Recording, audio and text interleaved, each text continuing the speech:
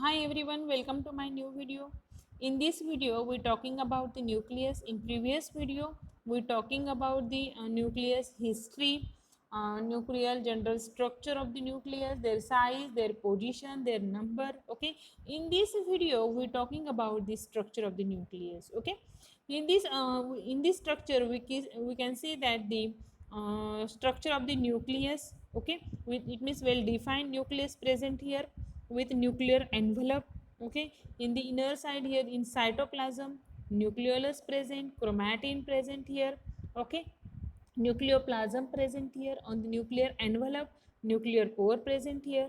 Okay, how many pore present on the nucleus? That is 1000 to 1600 in number, or 1000 to 10,000 in number. Okay, then in the outer nuclear envelope membrane here, endoplasmic reticulum present here with ribosome, that is rough endoplasmic reticulum. Okay, this nucleus consists of the various parts.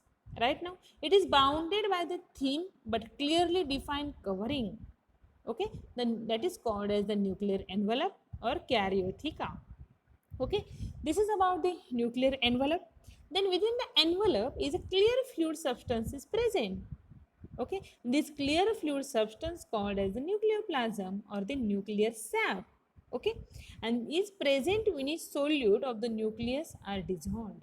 Okay, then suspended in the nucleoplasm are a network of protein containing fibril called as the nuclear matrix.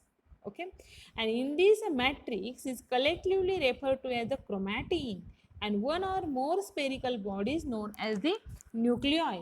Okay, it means the singular nucleolus present here.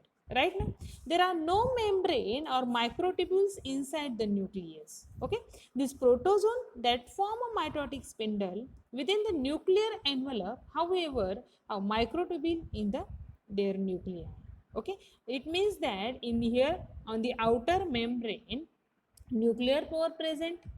Okay, in nuclear envelope inside cytoplasm present. In the cytoplasm, different material present here.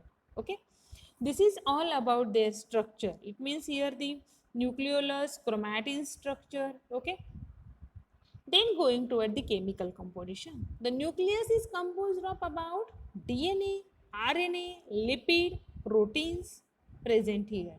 And how many percent of the DNA present here? 9 to 12% of the DNA present, 5% RNA present, 3% lipids present, and 15% simple basic proteins present here, such as histone.